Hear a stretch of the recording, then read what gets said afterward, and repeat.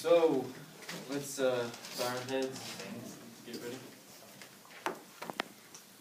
Lord, I just thank you for your presence. Thank you for just being with us. And I pray that you will be with us during our presentation and the other two groups' presentations. I pray that they will go well. I pray that they will not only go well, but they will at least help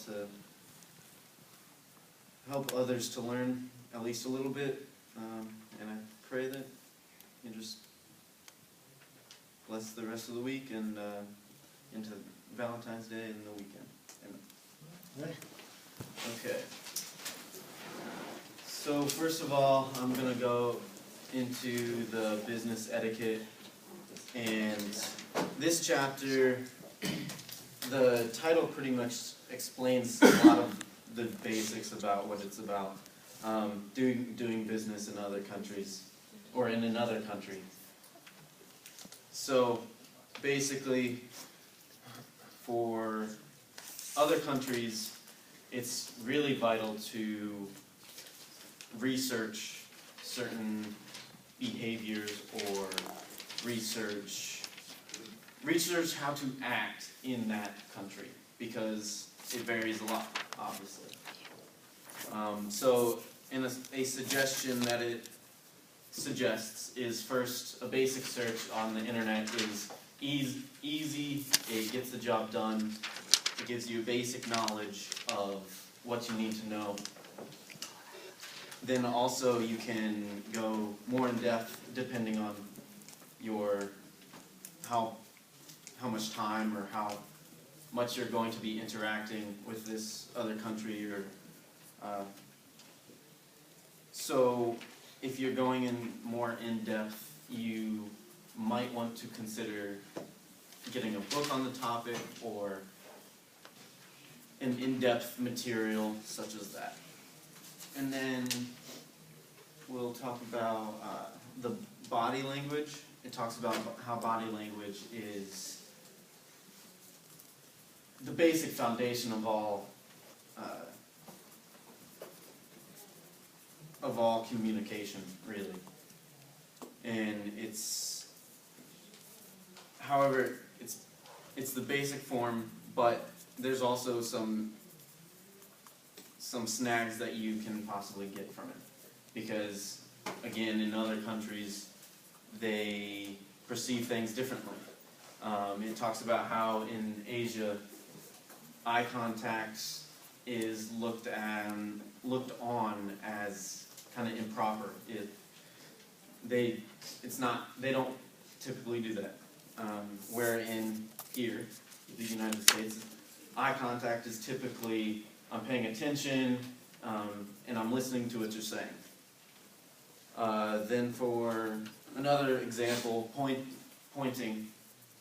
In some countries, depending on how you point, the fingers you use to point will drastically determine what that meaning of that gesture means. So knowing the body language and what certain gestures mean is vital to effective communication and not alienating the people that you're trying to work with. Okay, so also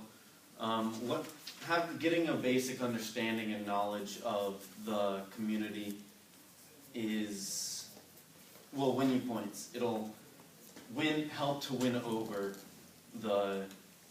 your colleagues or the business you're trying to work with, which is vital. Okay, so we're going to then move on to Romans 13. If anyone has a Bible that'd be willing to read.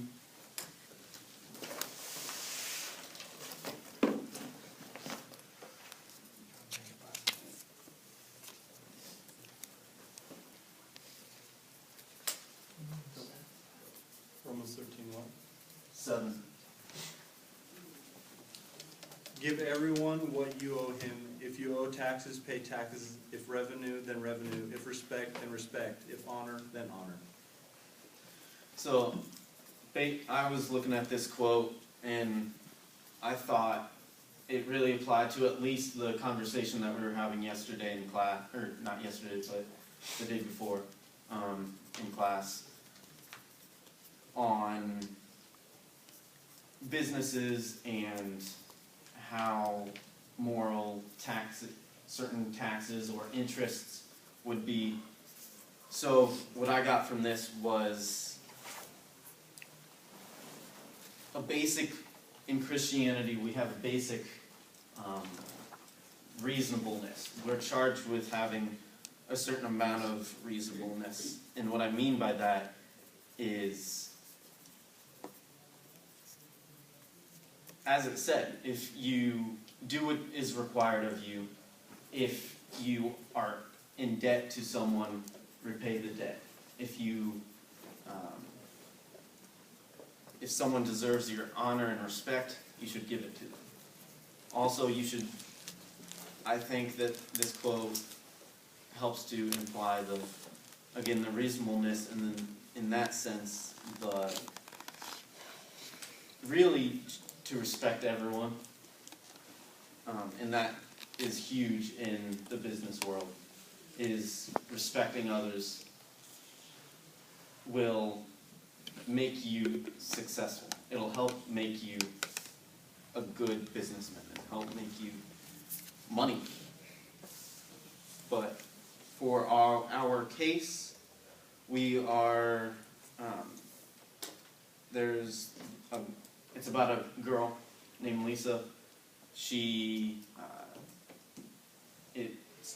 talks about how she's current. You have 5 minutes. Just a second. Okay. So it talks about how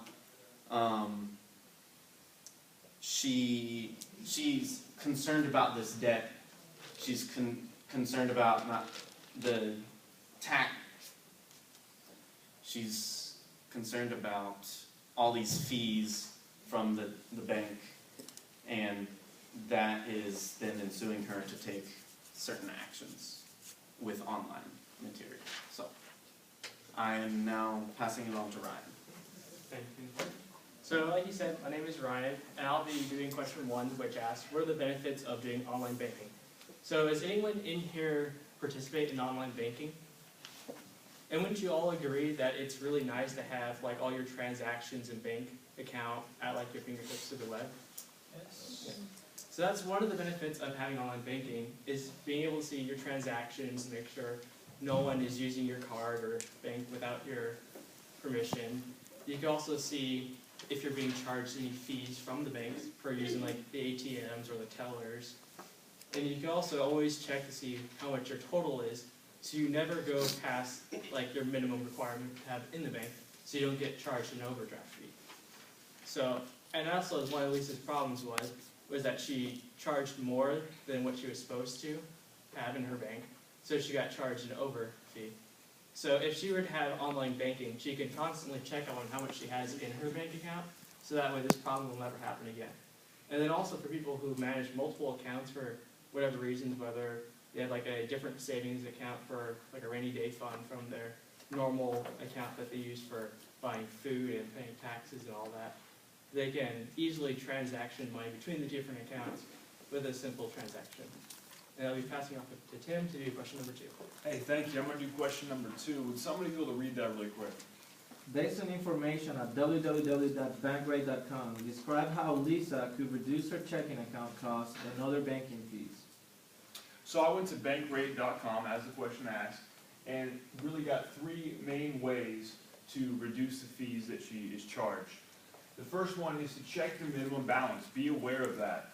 And another thing to do, if your minimum balance is something that you're running into a problem with on a regular basis, something you can do is combine accounts. If you have multiple accounts for multiple uses, you can combine those accounts and therefore have a lower risk of hitting your minimum balance.